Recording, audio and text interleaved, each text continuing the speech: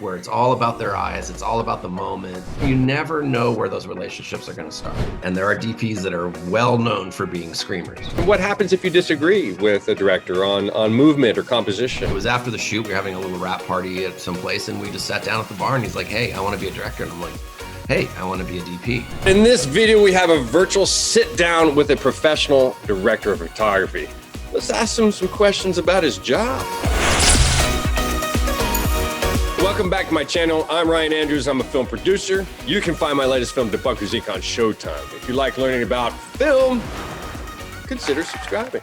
All right, today's guest worked in his early career as a gaffer and lead electrician on some super fun movies to watch, like Prophecy with Christopher Walken, Elias Koteas, and Viggo Mortensen, and the Robert Rodriguez Tarantino cult classic film From Dusk Till Dawn, before earning his way into the DP seat, and since has worked on more than 40 music videos with some of today's top talent and dozens of commercials from the likes of Nike, Comcast, American Idol, Nintendo, Panasonic, and Volkswagen. Welcome to cinematographer Eric Foster.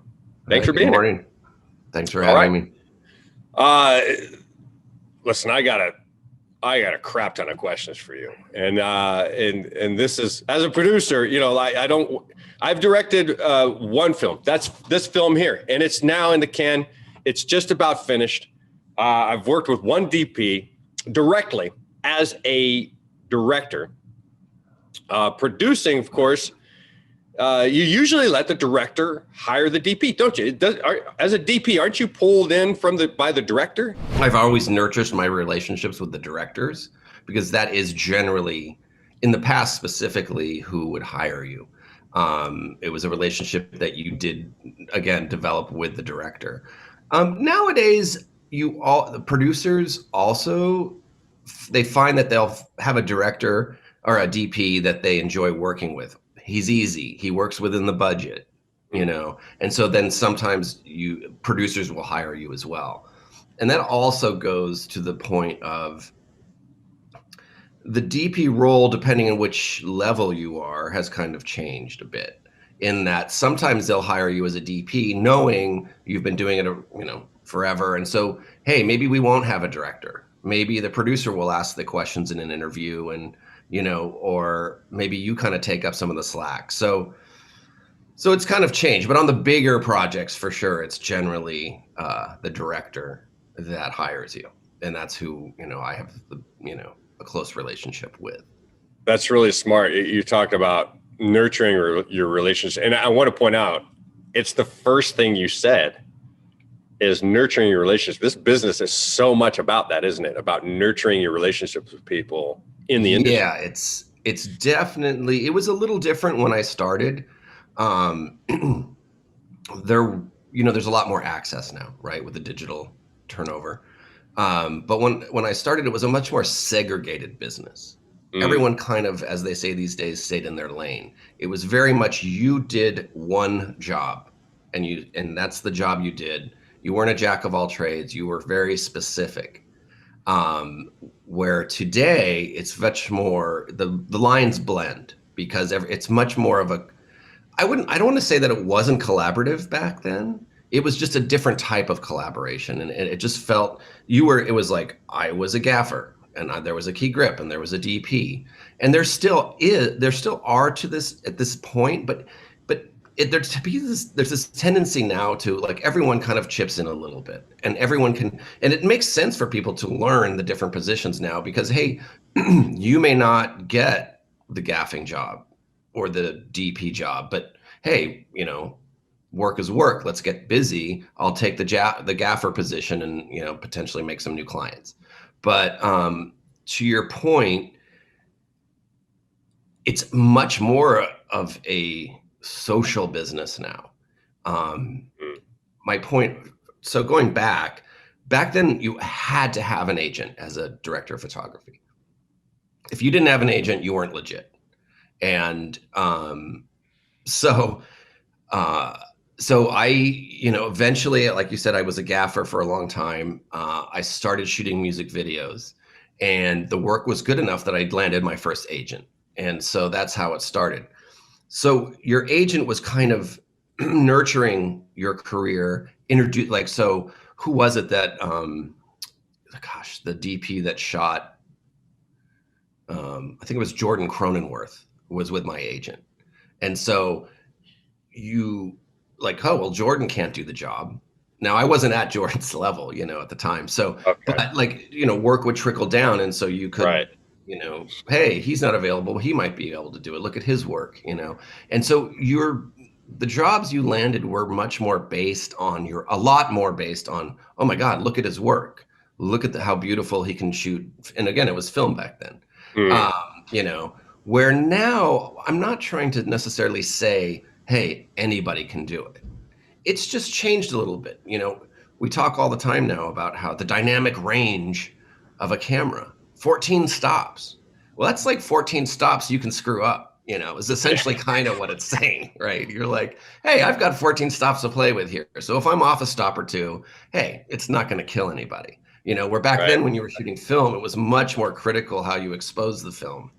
Yeah, you couldn't see it right then, right? You didn't No, know that what you was the got. genius. That was the genius about not seeing it then. So, and Yeah. that's something fun to get into, is that at the time, the monitors we had, the director was always at his monitor as well, but he wasn't looking at the monitor as they do today, like, oh, I like the way it looks and this is what I'm going to get.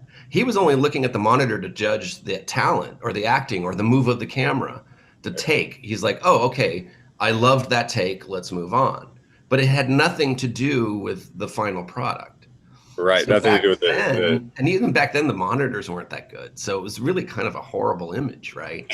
And then you would get into telecine and slap that up, and all of a sudden the colorist would dial in a little look, and everyone was just like, "Oh my God," because you were looking at this horrible image. And so back then, we were kind of like magicians, right? Yeah.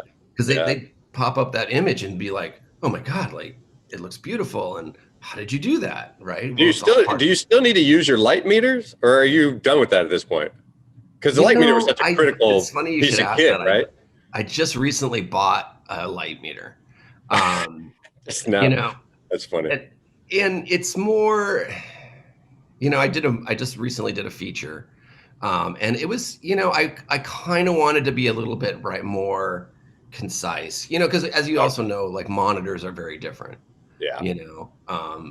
You like, I always get asked, well, which monitor is the one that the stuff really looks like, and it's like, well, that one's probably your best bet. But the reality of it is we're shooting raw, and you can take that image, excuse me, any direction you want to. So, but you do have a lot more cooks in the kitchen, right? You have a lot more agency clients that have the image and then are commenting, occasionally like, oh, can we make it a little brighter? Or that area looks too dark, or, this or that, where we didn't have that before because you weren't clients, agency, even directors didn't, they were just looking at a horrible little image and there was no way for them to judge. So again, that part of the mystique of the director of photography was that, oh my God, he's taken this image that, and created exactly what we wanted, through lighting. And you wouldn't find that out until dailies, right? Like you really just didn't know until it was cleaned up. No, you had no idea. And now what you see is what you get. So you feel your job is now faster? I think this goes back to your original question, which was what's really what's like a huge part of your job. And what a huge part of your job is now is your relationship, because listen, I'm not trying to say anybody can do it. They can't. And to a certain extent, what I bring to the table as an older DP is experience and how to get yourself out of a corner. That's really what I bring at this point, because there are a bunch of kids and younger people and everybody can really kind of shoot and get you a decent image. But it's really like how quickly you work, how you solve problems. That's really kind of I see as my strength right now. But ultimately the point being is your relationship with the director, because that's who's going to hire you. It's not so much now like, oh my God, that guy shoots amazing film. Although that's still happening in bigger features, bigger, music videos. It's more like, hey, I want to spend my day with this guy. He's fun. He's exciting. She.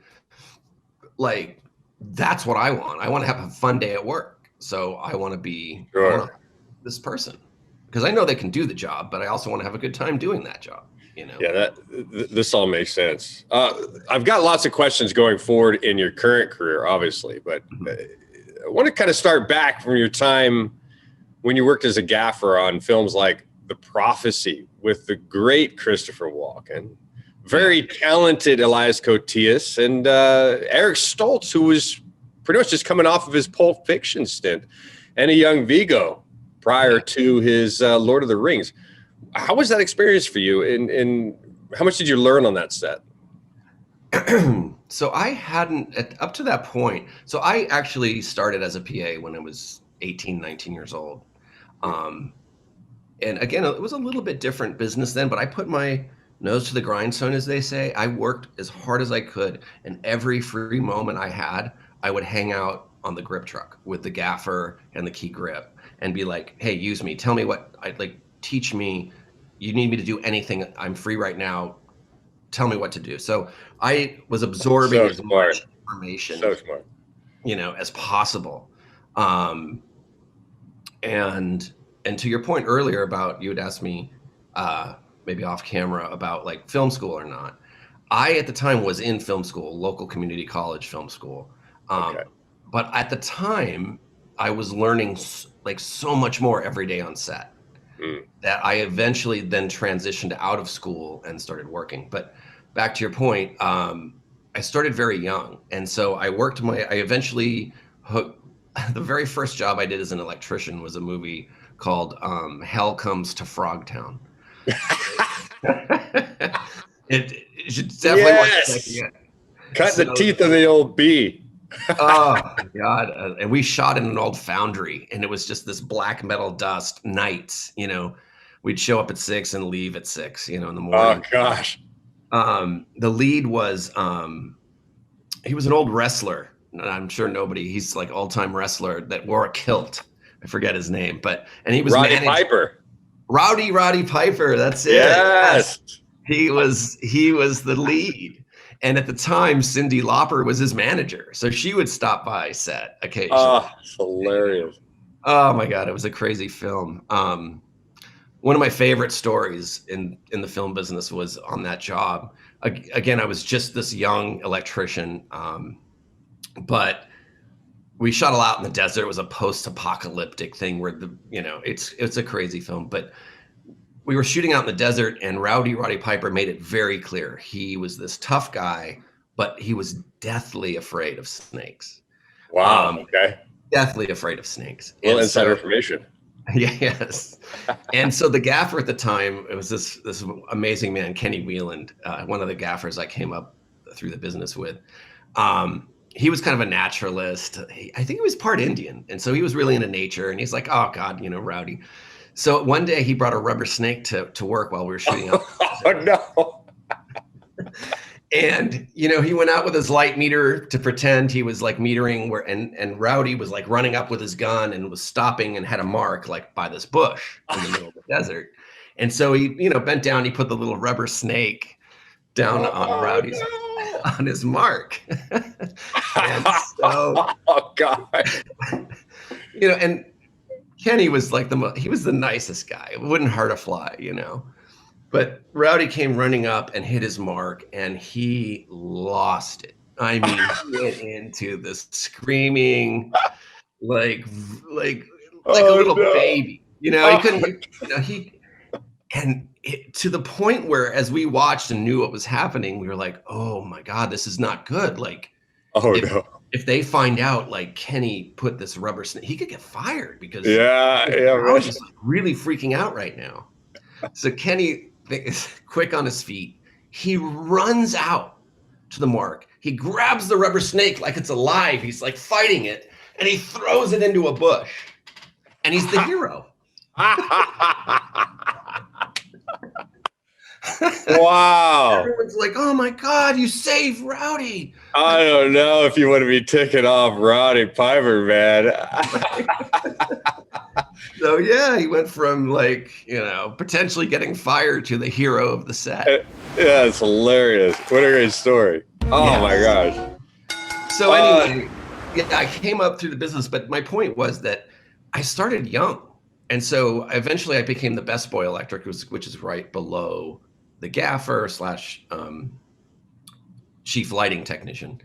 And really, a best boy is manages crew and equipment. So on bigger movies, you really don't go on set. You don't really lamp operate. You're just there to be like, okay, tonight we have a night exterior. I need this equipment to come in. We'll use it. The next day, I need this equipment to go back.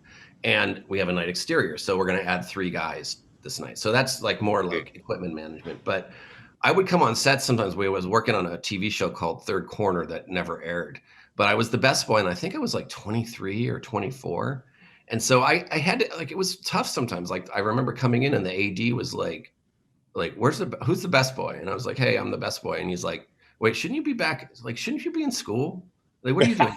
You know? So I did have to like, it was a little bit of a struggle when you're young and trying to kind of work up because people, at the time it was a lot of old crusty union guys. mm, But so to your point, when I got onto the prophecy, I think I was only like 25 or 26 years old. And such a great experience. They did trust me a little bit because I was a music video commercial guy.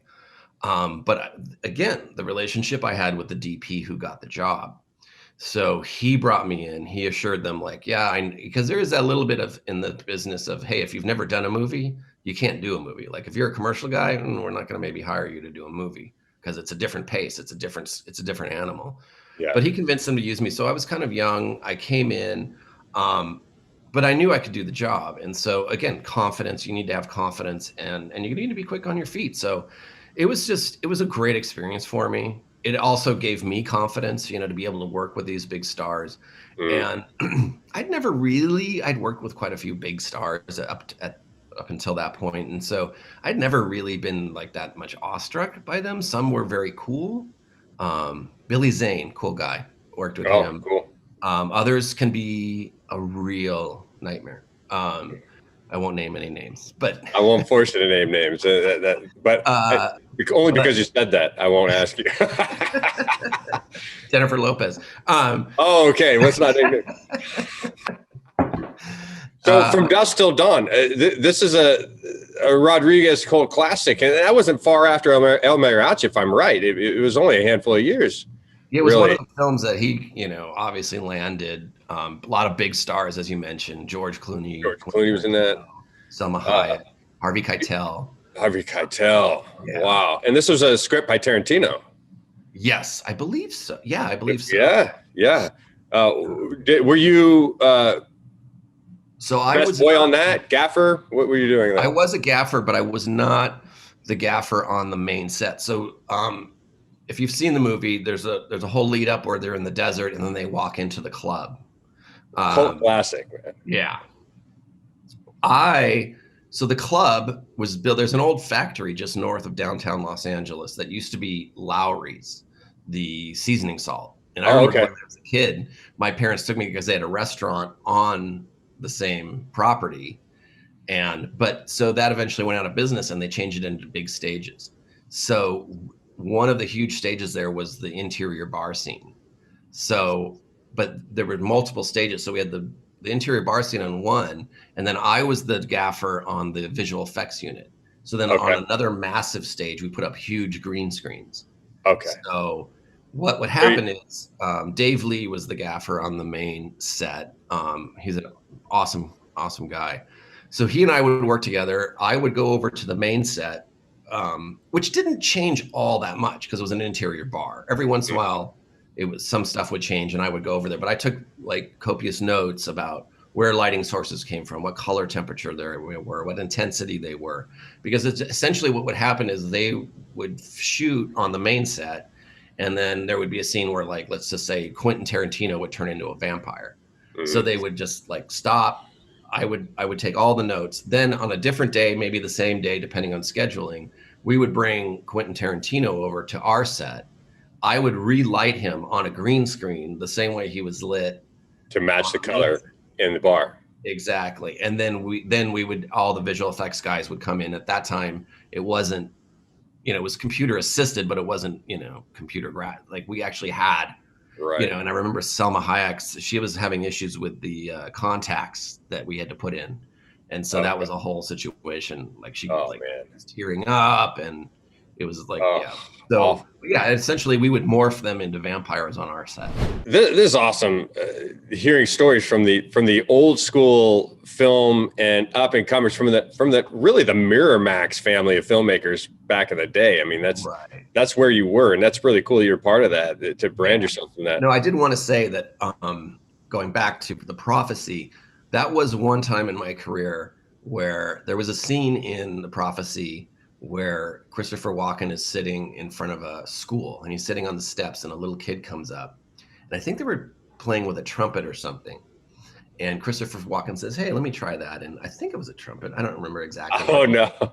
And he blows the trumpet because he's Lucifer, obviously, or he's Yeah. one of the dark angels. He's a dark And angel. Yeah. explodes this window back in the school, and scares everyone. But I was able to operate. I operated some B camera. There was some huge explosions on that I was like, but the moment there with like Christopher Walken, I was a huge Christopher Walken fan. So that moment of just operating B camera, Christopher Walken right there, it was just, Yeah. for me, Well, that was one of my moments in my career, was like, yeah. I okay, mean, this is he awesome. is the great Walken. I mean, so many people have Yeah. tried to do his voice, but he's just been a timeless classic in the industry.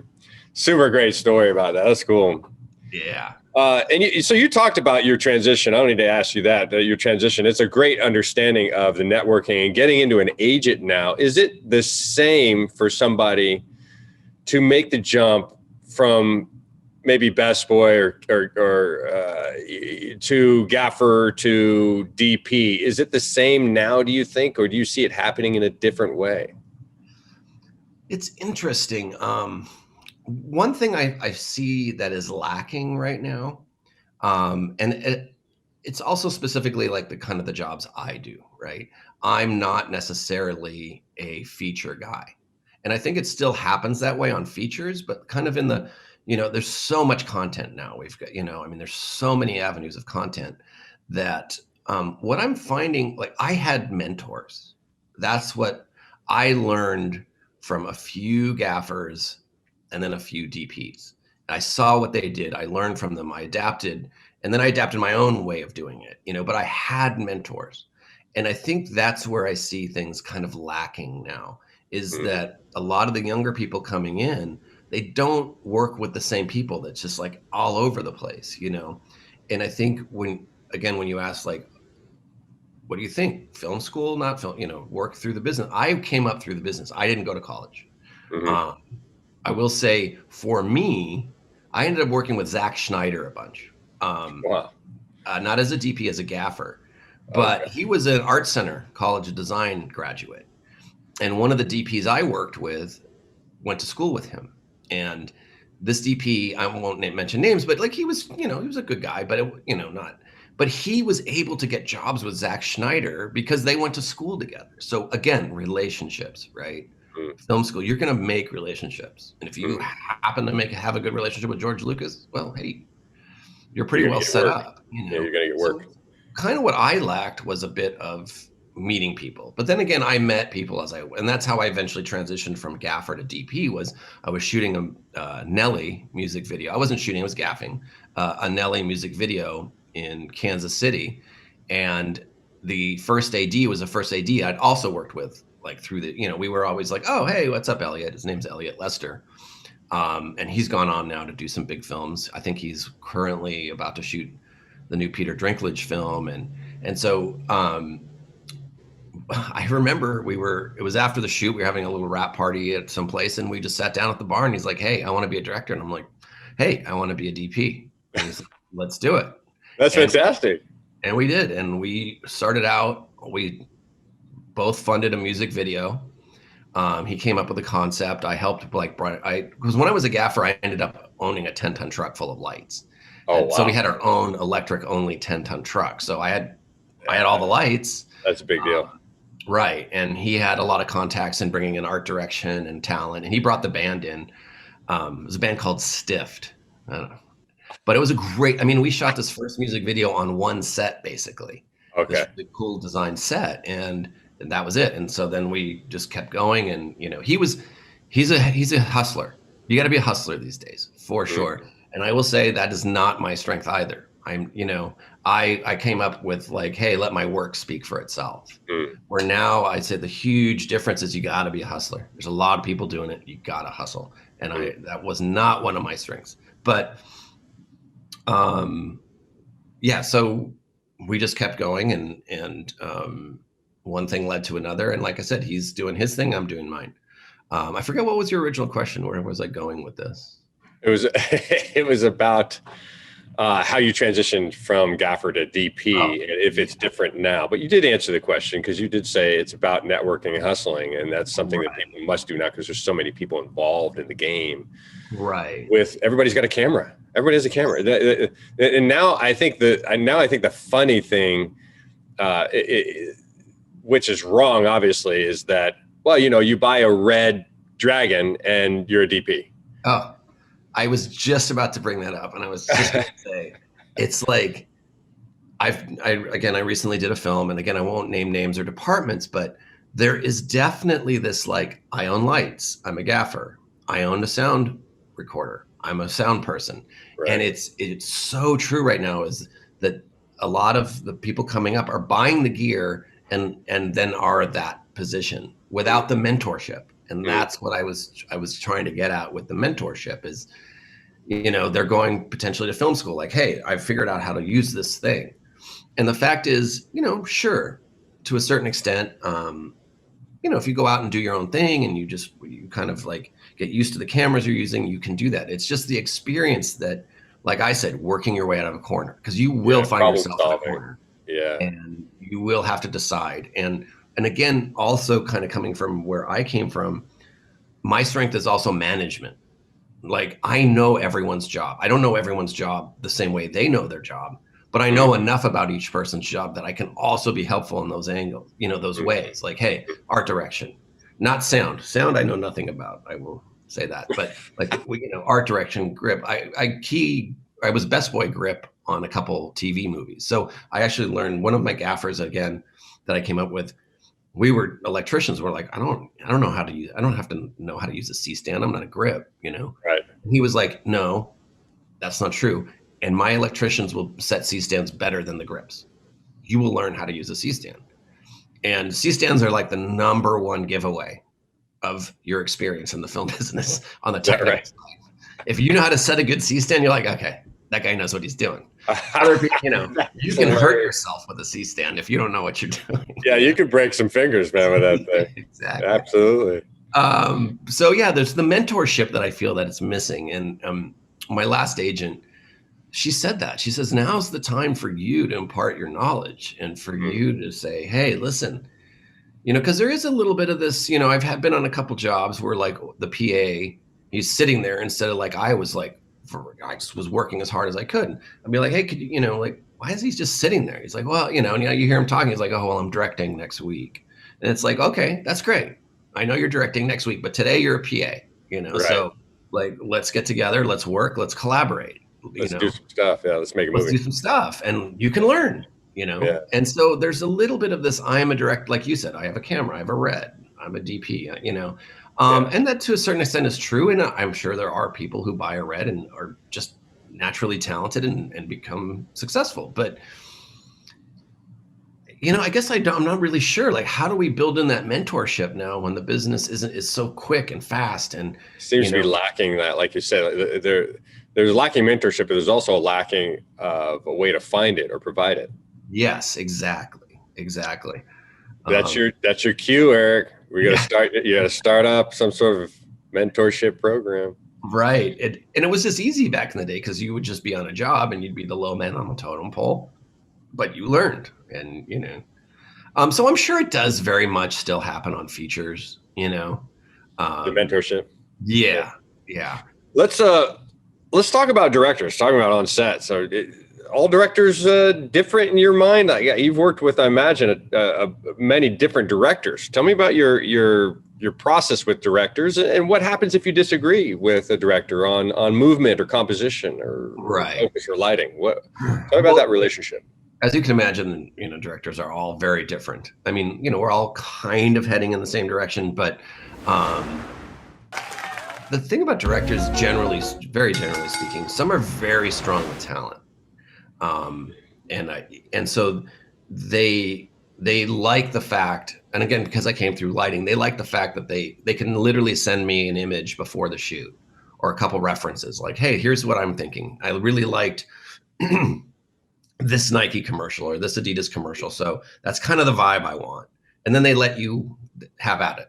It's your job. They want to focus on talent. They want to deal with their agent, their clients, and you have full reign of lighting and handling it all. Some are also very much wanting to be involved in all aspects of it, and so they will be a lot more on top of kind of dictating the look, even though they send examples. Even on set they might say, hey, listen, let's make it a little darker, or it's too moody, let's put a little fill in there, let's not make it quite so moody. So it does range. Again, the range is there when it comes technically speaking. Again, relationship wise, it's funny, I was just working yesterday, and one or two of the directors I've worked with, some of them have this idea that you need to treat your crew a certain way, right? I'm not a screamer. I've worked for screamers, and there are DPs that are well known for being screamers. Oh, gosh. And so I've actually had, and it was funny, I was working yesterday, and the director was talking about a shoot he was on, and the way he was speaking, was TV. So he's got like 7 cameras, and he's talking to his operators. And at the time, the director said to him, he's like, you shouldn't talk to your crew that way.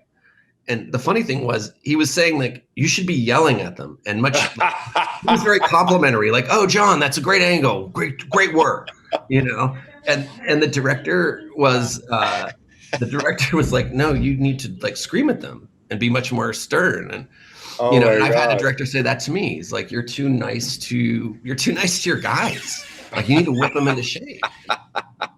And again, that's just not who I am. Right.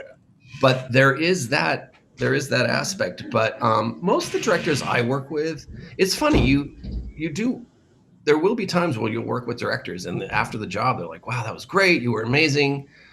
The shoot came out wonderful, and you never hear from them again. Now, that's going to happen. It's going to happen to everybody.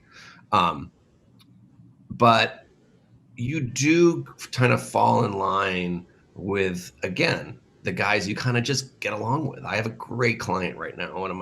This is actually another good story, and I think this is good for young people to hear. When I'm not working, because we're independent contractors, we're not working 24/7. So when I had time off, a good friend of mine down here in San Diego owned a bike shop, Nitro, up in Encinitas. I've been there. And I had been a triathlete for many, many years, which was actually a sport you can do as a DP, because when you're not working, you can be on your bike or you can be running. It does give you the time. Yeah. But I would go in and occasionally work for him in sales, because he knew I had been a triathlete for 10 years. Nitro was kind of based on triathlons. And so I'd go in and help out, And he approached me one day. He had a women's team that he sponsored, and they wanted to do a team photo. And he said, hey, Eric, I know you've been in the film business. Hey, do you mind just coming and helping us get this team photo taken? And I'm so, sure, of course. And one of the women had a connection with a very famous photographer down in San Diego that had a studio. And they said, hey, listen, why don't you just give him a call, let him know where, he knows we're coming by tomorrow to do this shoot. And then maybe you can talk to him about borrowing a light or two or something. And so I called the guy, and he's like, who is this? And his attitude to me was like one of the worst, like one of those cliche, who are you? Like, I never said to you they could use my lights, just demeaning. And he was just a real a-hole. I mean, like, to the point where I was like, you know what? Like, I'm coming to help out. You don't know who, I'm just trying to help out. And so there was this moment where I was just like, I don't even want to go be near that person. He's so toxic. And what? Wow. But I was like, hey, listen, it's not about him. I'm here to help my friend and just, get get this job done. I'll just deal with him. It'll be fine. I've dealt with personalities before. It'll be fine. So we went in, did the shoot, and I'm not a name dropper either. but he was like, oh, somehow I started talking to this photographer, and he was like, oh, you're a DP, he thought whatever. So I'm like, yeah. He's like, oh, do you have an agent? I'm like, yeah, I have an agent. Do you have a website? Yeah, I've got a website. He's like, oh, really? And then he hired me. 2 weeks later, he hired me because he's a photographer. And this was, again, this change that was happening in the business. Yeah. Stills photographers were being asked by their clients, like, hey, could you just shoot a little video? Right. And I'll tell you this, stills people do not know how to shoot video. They can get it done, but it is just a different animal. And as to that, like, they've asked me on shoots, can you just do some stills? Of course I can do stills. It's just not the same. It's not the same. Anyway, they can do it, but they don't really move the camera. Exactly. It's everything's static. Exactly. They have the talent moving. They don't move camera in them. Exactly. Yeah. Which that's not motion picture. So we need to move the camera. Yeah. Good story. Oh, wow. Okay. So the whole point was I had this guy that I almost literally didn't go in, but I said, you know what? I'm going to go in anyway. You so gave he it a chance. Hiring me and eventually introduced me. There was a T-Mobile job, and it was a big video production. He was like, I don't want to deal with that. And again, in the changing business, he's like, I also direct occasionally now, because they're like, oh, he's a great DP. There's not a lot of talent in this. Like, he can also direct it, and we can save some money. We can a director DP instead of just a DP and a director. Anyway, long story short, my whole point was that T-Mobile job, he introduced me to a production company that is now probably the best client I've ever had. Wow. Okay. So the point being is, had I not gone in that day, just sucked it up and just been like, okay, I would potentially have not met the best client, one of my best clients. That's so good. So the point of the story is you never know. And it doesn't mean that you should sell yourself short, like be the low budget guy, like somebody calls every time they don't want to pay somebody. But at the same time, you never know where those relationships are going to start. And you always and practice fortitude as you're heading into these types of situations where somebody, like you said, I've dealt with personalities before that were situations, so sure. if you can stand upright and just do your job, know you're not there, you're there in service, and that's a pretty big deal. Right. And it's a great message that one of your best clients has come out of your chance at taking advantage of being of service, and that's a big deal. Be of service, provide value, and value will be returned. And I think that's a pretty neat message. It is. It's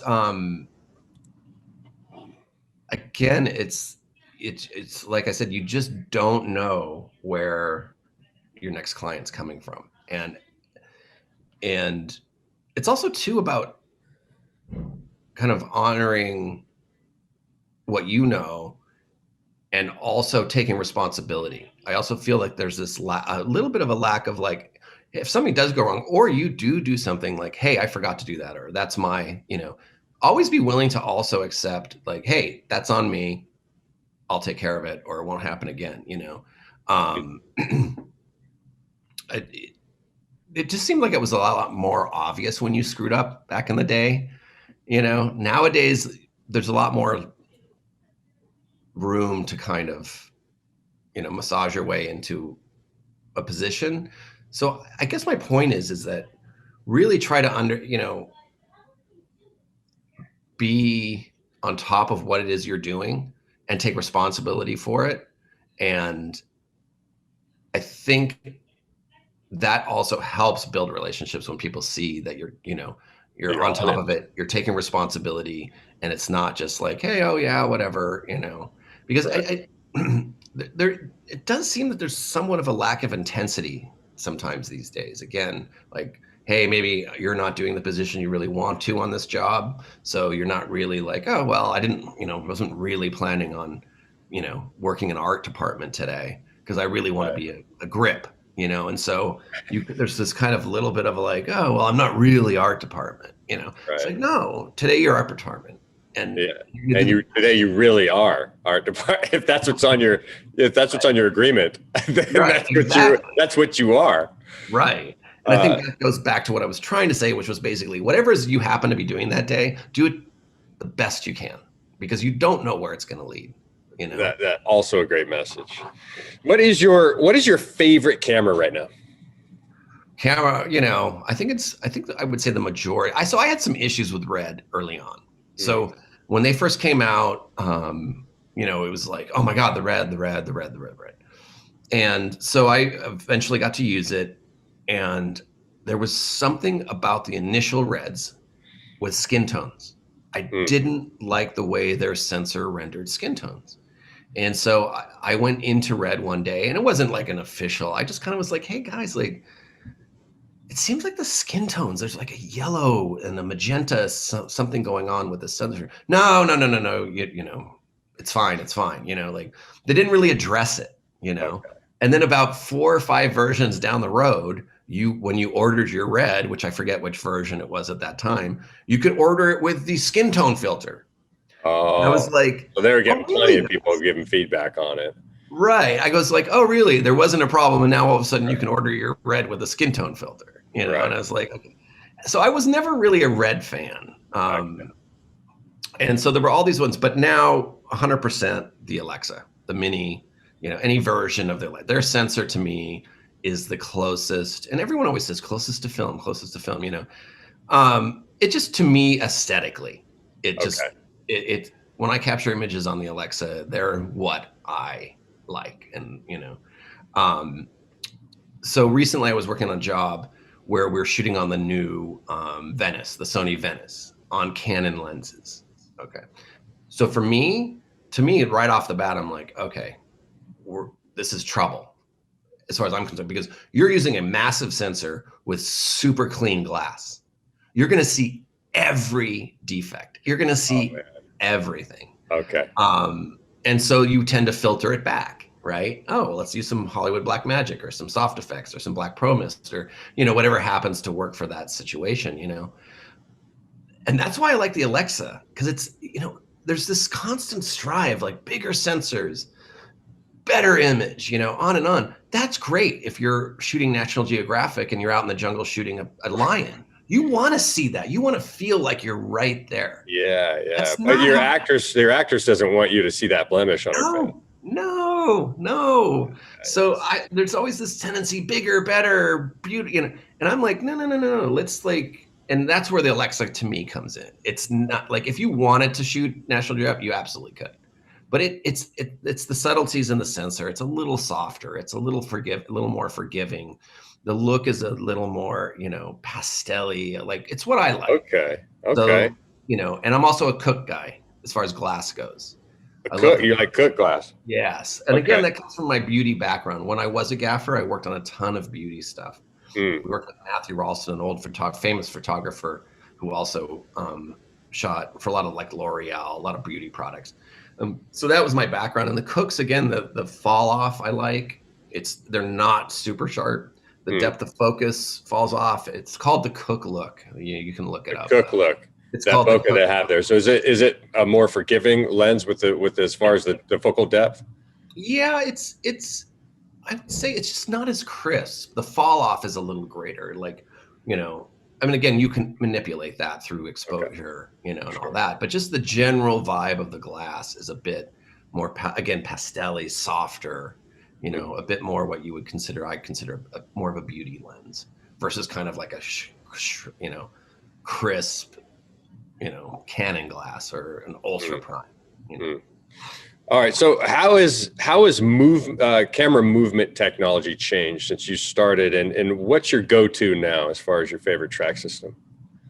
Um, well, one thing we haven't talked about is budget. So, What's that? yeah, we've kind Who of been cares talking about about the budget? world Just of like, producers, right? yeah, I can have whatever I want. So yes, back in the day, we were on dollies all the time. I love dollies. The camera moves around easy. You can go up, you can go down. Small increments are really easy to do on a dolly. Granted, you have to be in a place where you can fit a dolly. Are you But talking about doorway dollies, or are you talking about? I'm talking about like a Fisher Okay. 10 or a Chapman Pee Wee, real like heavy dollies. I love those. You get to Okay. sit down on. You got your own chair. They put a little cup holder for you. You got your water. You- You're They're just a giving you little bit more burgers like, whenever you need it. They're like, it just seems like it just seems like you're more important when you're sitting on a dolly. it's your desk. Yeah. Yeah, exactly, exactly. So I love dollies, in all honesty, like even little increments, like let's raise up, let's go down, let's go left, let's go right. Think about if you've got a 40-pound camera on a set of sticks and you want to go up or you want to go down a little. It's like a big deal. You got to get your assistant, loosen the stick. It's like it just becomes cumbersome. But like, so I'll always take, please, I'll take a dolly any day. But budget-wise, it's just not there anymore. And so, there's, I'm not sure if you've used one, Easy Rig. Are you familiar with the Easy Rig? Yes. It's like a vest with this arm that comes up and over, and it's super popular right now. Yeah, huge. Like I wear that thing more than I like to admit, because as much as like you look kind of like your desk, you look a bit regal on the dolly. The Easy Rig makes you look like a goon, in my opinion. I just like you got your parachute cut in a tree is what it looks like. You're hanging there. And it's awkward getting it off and on, and it's not my favorite as far as like having to use it. You prefer that over something like a Ronin? Yeah, the Ronin, again, I feel that like people use the Ronin, and it's a great tool. But it might not handle an Alexa though, like you like to use. It might not be sturdy. No, yeah, it's a little big, depending on the job, of course, right? But I also feel like the Ronin is something that should come with an operator, somebody who does just the Ronin. Sure. Because sure, you can own a Ronin and come in like, I can use the Ronin, and I've had that happen. And it's like, well, yeah, you're pretty good, but you're not really doing what's necessary right now, Right, right. Like, so when people say to me like, hey, let's use the Ronin, I'm like, that's great. I'd love to use it, but if we're going to use it, I want to bring in a guy who I know is 100% on that. And so, I might have lost a job here or there because I'm like, no, I don't also own or I don't operate a Ronin. So your go-to now is the Easy Rig thing. Yeah, it kind of, listen, as much as I don't like using it, it's a great tool. It does work. It is good for handheld. It's time economical too, isn't it? I mean, you can do a lot with that rig. Yes. Like I said, I just finished a feature last summer. I was on the Easy Rig the whole shoot. That's what we use. You ever use a Dana dolly? Oh yeah, love Dana dollies. They're quick, they're easy to set up. A little more time consuming, because again, you have it on stands generally. Like, oh, let's move it, let's level it. Yeah. But I love Dana dollies. Do you get involved with aerial photography? I mean, how is it like with drones? Is that considered under the DP umbrella? I tend to be one of those people that like, if I don't think I can do it 100%, I'm going to bring somebody in who can, which isn't always a great idea because sometimes you can, just do it. But drones, I don't mess with because like that's something also unsafe. Like if I mess up, I could hurt somebody. So, but depending on what drone you get. I mean, some of them are pretty small and can be funny, but the kits like they're bringing on set now is the custom build 20-pound units that have rotors on them that could take a head off a cat. Now, to be honest with you, half the time now when you bring in a drone, they're on second unit, so you're not even dealing with it. You're still shooting most of the stuff. And so, and to be honest with you, I like to trust people, again, as a collaboration. Hey, you're the drone guy. Like, what you're doing. You know what we want. We've said to you, hey, this is the stuff we want. Have at it. We trust you. And I guess when you get into post, you can always have the colorists just match what you've shot anyhow, as close as they possibly can. And colorists are kind of the new magician, because now all of a sudden the DPs are good. More of a cog in the wheel. Like, hey, just give me a real neutral image. Just put it in focus. Well exposed, focused image.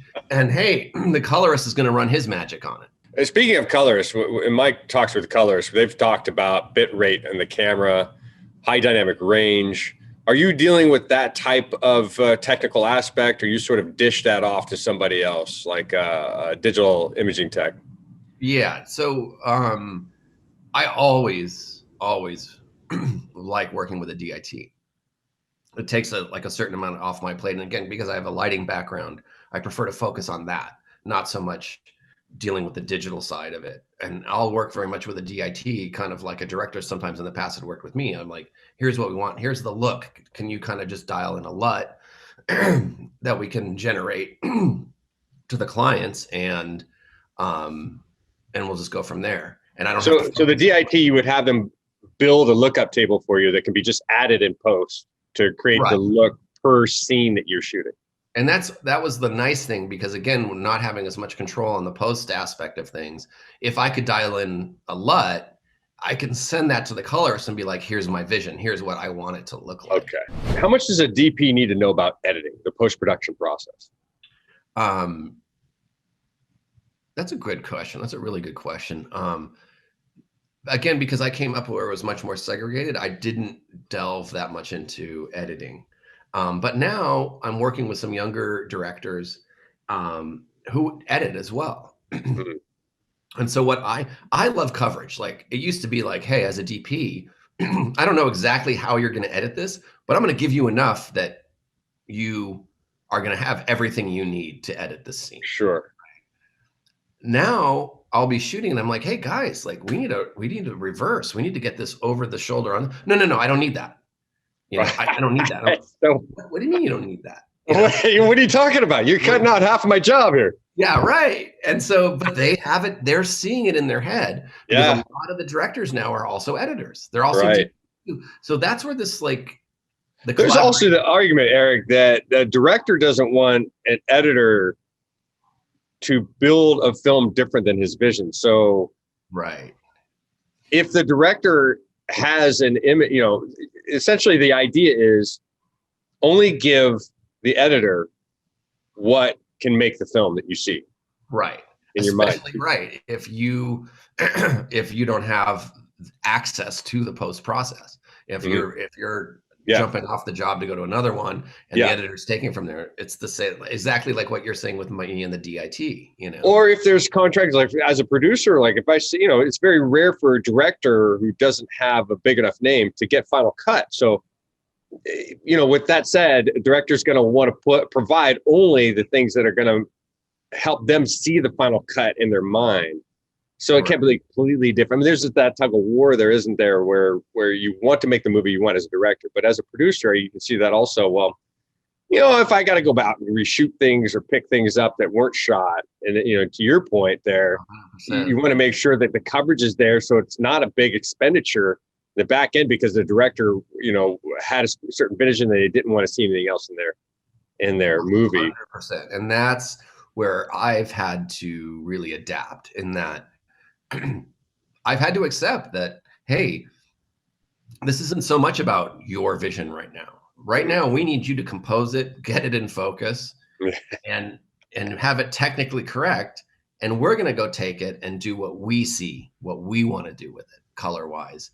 And so I've had to kind of let go a little bit, of kind of the control, because let's be honest, like if I become a bit more of a stickler and I'm like, I shoot it like much more contrasty and I light it in a way that they can't go in and be so versatile with the image I'm delivering.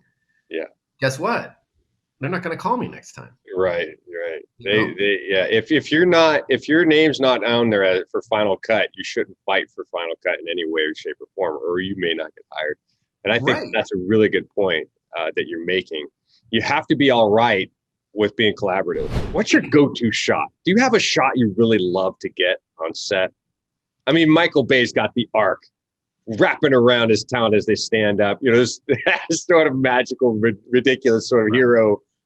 You know, what you know, Hitchcock, you know, in some ways had the vertigo shot. You know, dolly in, pull out kind of thing. Dolly and zoom out. What's your shot? I've been accused of the close-up, the intimate close-up. That's my thing. Like an extreme close-up. Yeah, not, you know, just like right in there in that emotional space where you can see the eyes, the body, not even the body, just there's that. And again, it lends to the Cook glass, just that soft fall off where it's all about their eyes. It's all about the moment. I really love how you're building this. Like you talk about the camera and the sensor and how it captures skin, which has to do very much like a close-up. So that makes sense because close-up feels 50% or more of the frame. And now you're talking about the cooked glass, how it's soft enough to be that close. And then you're talking about, that makes sense, because that makes sense. You would like that package because you like the close-up. So you say that do you feel like you get into the close-up too fast? Or is it something? I've been accused of that. I've been accused of that. You're like, we got to establish where we're at, and then I want to see some of this other business. And let's get to understand what you're seeing, right? Okay. Why is there a tear? Why is there a smile? Yeah, all of that wide leads up to that. But to me, the moment, most importantly, once you understand what's happening, is that close-up. And Eric, it's respectable, man. I'm telling you, it's really respectable, because filmmaking is about the eyes. What is happening in this person? If you're dealing with the actor and the objectives and the obstacles and what they're up against, and getting in that close-up, especially if you have an actor and a director who can get them small enough as their performance, a close-up is a really, really powerful tool. And I appreciate that that's your hero, or that's your go-to shot. There's a wide is forgiving. Right? A wide shot can be forgiving. A close-up's not forgiving, No. And you got to have, everybody's got to be firing on their A game. But you're moonlighting on a show. What does that mean? And what shows what are you working on? So right now I'm working, I did sign an NDA, so I can't say a lot. Okay. But it's a, so I don't, it's like that South Park episode where he signs the apple. The Apple thing. I'm like, I signed something. I have no idea what I'm not supposed to say or what I can say, but it's called Red Table Talk. It's with Jetta Pinkett Smith. It's a YouTube TV show. So obviously I can say that because you can go watch it right now. Sure. What I probably can't say is who we're working with right now, but we're working on that. And when I say moonlighting, it's because TV is also very different from where I've come. I'm actually working on the show as a lighting director, which is different than a director of photography. Sure. TV is different. Like we have 7 cameras and there's a director, but the director is handling the camera. Like I, as a lighting director, I'm not talking about lensing or things like that. And on this one, the set was already lit. So what I do is when we come in, we have to adjust lights depending on who our so you're in a controlled set environment. This is a soundstage. And now I'm in a control room. So I've got my own monitor, and I've got a separate monitor looking at exposure, and then I've got the directors, the producers are all in there with other monitors, and I'm switching through each camera, making sure, like, because a lot of times they come in, it's not like you can get the talent to come in, sit down, okay, let's adjust this. They come in and you got to adjust on the fly. So I'm on 2 different, I have a walkie-talkie in one hand, talking to directly to my lighting guys, but I've got another headset on that I can listen to the camera people, and I can speak to my board operator. So I can say, hey, on number 23, let's take that down 5%, bring up number 20. 3%. So you're like a lighting director for a live theater performance. That's what that sounds like. Essentially, yeah, where you can't make. You're dealing with the light board, and they're doing it real time. Are these lights on remote control? No. As far as like where they move, or just dimming? No, we don't have any like in movable lights. We're using very much theater. Like we're using a mix. So most of the lights we're using are Source 4s, Licos, which very much are theater lights. Those are theater lights for sure. Yeah, right. And so those are some of the key lights. Like we're shooting directly at our talent with them, with a little diffusion, a little bit wider lenses, but we also have sky panels, the Airy sky panels, great lights. I've heard a lot of good things about those. Actually. Yeah, as a lighting guy myself, we can get into a whole discussion about tungsten versus LED. I have my, what is it for you? That's a great question. God, are you an old school tungsten guy, or do you like the LEDs? I would defer to say I'm an old school tungsten guy, and I'll explain why. Listen, I came up through the business back when we had 18Ks. Like you had to have 3 guys. 18Ks, man. Oh my God. You got to have an LTM 18K was brutal. Oh my God. And not to mention the ballasts you would have to drag everywhere. Oh, just powering that thing, you would need a house generator. Right. That's the other thing. You never did a job without a generator. Now you never use generators.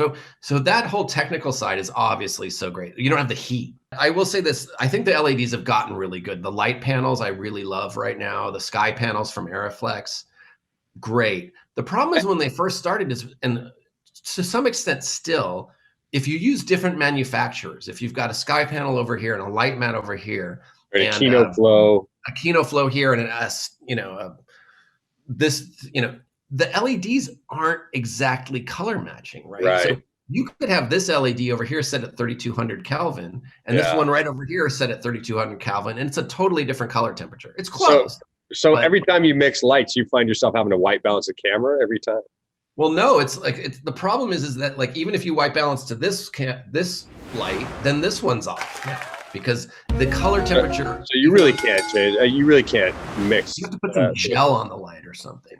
Yeah. It's subtle. Again, I'm not talking about drastic color differences, but when you're in DP, you see it. Yeah, you're gonna. It's a big deal for you when your job is lighting. Right. So what I try to do now is use similar manufacturers. If I know I'm only going to be using LEDs, I'll use similar manufacturers. To be honest, like that's pretty much all we really use these days. It's like if you were to go with two cameras, you wouldn't switch sensors. You wouldn't. Right. Exactly. You wouldn't go Panasonic and Sony. You were going to have at least two Sony cameras. Exactly. But that wasn't. We didn't always necessarily have that luxury when it came to lighting. But to your point, again, going back to beauty and pastel and stuff, there's nothing, you cannot recreate the light that comes out from like from the heat. Like, obviously that's what tungsten is. It's a filament that is having electricity put through it that's essentially like burning at a certain temperature that exudes light. Yeah. When I first started, again, not to age myself, we used arcs. I don't know if you've ever. No, I never used arcs. Okay, so we used. But you've been in the game longer than I have, though. So let's be fair. It's not about right. But like, this was in the This was like in the late '80s. Okay. I'm talking about. So this is quite a while ago. But they were lights that literally had carbon arcs that would spin, and then. Wow. Okay. And you had to strike it. There was a lever on the side, and again, the head's massive, and it has a chimney. You had to use them either outside or those lights were quite old. So you were coming up in the back end of the usage of those lights. Yeah. It's not like they were coming in when you were. Those are like old. They used arc lights in old studio films back in the heydays. Right. I mean, we're talking museum pieces. Do you use histograms or anything like that on your monitors, or do you not play around with those things? And histograms are little waveform graphs that measure the light balance in and whether you're too hot or too cold. Yeah, I would say that is something absolutely 100% very important. And I'll be honest with you, I don't understand. It's not that I don't understand it. I haven't dove into the actual very technical side of that. And there is a certain faction of DPs that, and to their credit, I mean, it's very important, and they light and use those tools. I don't use those tools in the same way. I again, I'm much more with my eyes, much more with the lighting, and more just a sense, And so you're using experience to see how much light you have and say, this is good. And then to see the image in the monitor you're probably used to working with or around. And just know that what you see is going to be middle ground, so it could be pushed or pulled by colors and post, that kind of thing. Exactly. I'll use false color a lot. It's something that it's almost kind of the Predator image, if you're familiar. It's the different colors that represent different exposures. So something that's at 100% of your sensor is going to be bright red, and then if it's really like 4 or 5 stops under, it's going to be black or purple. And so you use these colors to kind of gauge where your exposure is. I like those because I look at the monitor, then I'll look at that, and I'm like, okay, it's telling me the same thing. I'm seeing what I'm seeing. It's like an extreme form of peaking. Yeah, exactly. Okay. What is a regular schedule for a DP of your experience? And is that something, I mean, you look at actors, the Screen Actors Guild, 95% or more of them are out of work at any given day. Right. Is it the same thing for DPs, or do you find that it's still a gambit? Like, it just depends on where you're at on the scale. It depends really where you are on the scale. I mean, there are those DPs out there that are working every day. They're well-known A-list, cream of the crop DPs. You're going to be busy as much as you want to be busy. Sure. That being said, that level of DP was here. It's shrunk to here now. So there's a lot fewer of those DPs. Okay. And then there's the range kind of in the middle that's grown extensively, which is the kind of, hey, I can do pretty much anything, but I'm not doing A-list, you know? So there's just a lot more people. Again, it's your relationships. And let's not discount luck, being at the right place at the right time, walking into a situation or meeting somebody, you know, that like, oh my gosh. So Larry Sher, big time DP, he just shot the Joker. Okay. And I haven't spoken to him in 100 years, but when I was working for one of the DPs, I was a gaffer, and I was working for a DP that was a commercial beauty guy, and we were just like basically every week we were working. Um, and his first AC quit the business and went and started a restaurant. So he needed a new first, and so we Out brought of in the oven into another. the frying pan. Yeah, exactly. So I brought in another first. Jeff Kimball came in, and he's also a very famous DP now. And Larry was his AC. He was his second AC. Larry was the second AC, you know. And so I worked with Larry for a while, and then, you know, Larry shot all the Hangover movies. Oh wow. Uh, Okay. and then he just a joke. Now I don't, I never like. He's not really a friend of mine. I've just worked with him in the past, but he started working with a director like when he was young, just like I did, you know. And it just happened that director, and he just, you know, elevated and once, you know. So again, luck, meeting, Yeah. relationships. Hey, if you meet and work with a director who all of a sudden takes you with him, hey, you know, you That's got great. lucky. You know, I Yeah. mean, obviously, Especially if they give you some credit for having launched their yes, career. That's a big deal. You know, yeah, you want to work with somebody who understands that kind of collaboration. exactly. And like you said, there's a certain amount of luck, and then what a lot of people say that in the industry, don't they? But it also, it's like you want to be networking to the point where you're creating that opportunity and being a place Yes, where luck can strike. So in that yes. way, maybe it's as much legwork and sweat equity as it is luck. Right? Yeah, no, 100%. And what I meant to say was basically like a little bit of luck always helps, you know, Sure. but you do, to your point, you absolutely need to have the work ethic, the personality. How important is your website to you? Oh God, that's like a thorn in my side. My website currently is like, it's really not okay. You know, like I don't, again, I'm not a tech person, you know, I've like seen your website though, Eric. Your website's it's nice. okay, you I know, mean, but are work you on it being so critical now as an artist? Like you want something that looks more cinematic or something that I matches your I shooting style? initially the website I have now is one that when I started with a new agent, she was like, "Okay, this is what we want. This is how we want it to look." And it wasn't really what I liked, you Okay. know, but she was like, she was the agent, she knew, you know, and Oh, so I created that website based on her notes, and it wasn't really what I liked. And then subsequently, I'm not with that agent any longer. But I haven't redone my website, and I've had several directors say to me like, "Hey, man, you got to redo your website," you know. And I'm like, "Yeah, I know," and I just never do it. And it's not like I haven't had the time, right? right. You know, I mean, it That's is a true. little bit of money, but I was kind of fine. So I have something called Wire Drive, which is also being phased out now, but I store all of my work on Wire Drive, all my pertinent work. And it allows me to take my work, like, so a producer will call me and say, "Hey, listen, I've got a beauty job, I've got a car job, I've got this, I've got that." And I can take and craft a reel. I can pull whatever I want, you know, specific to what his creative is, and create a little reel and send him a link. So that's what I like to do now is like, you know, I get the call and, I say, "Oh, okay, great." So it's a shoe commercial. I've Hmm. got some shoe commercial. I did a lot of work for UGG. And I'll put a bunch of those on, and I'll put some of my other lifestyle stuff on, and I'll send him a link that's very directly pertinent to his job. Smart. Or, yeah. That being said, you know, there are other jobs where I send a link to my, you know, I'll send a link, and then I'll have the link to my website. Um, it's like my website's almost more like archival at this point. You know, you get to see all Okay. the cool music videos I've done in the past. Well, I look forward to seeing an updated website from you in the future to see all the new stuff you're putting up there. Listen, if somebody wants to get on, somebody needs a DP, and they say, "Man, this guy sounds like he's fun to work with." How do they find you? Nowadays, it's changed a lot. Like, I mean, obviously, when I had an agent an agent. Agents are different now. Like when I was one of the bigger agents I was with, at the time when I was with them, there was 15 DPs on their roster. If you go to that same agent now, they've got 70 DPs on their roster.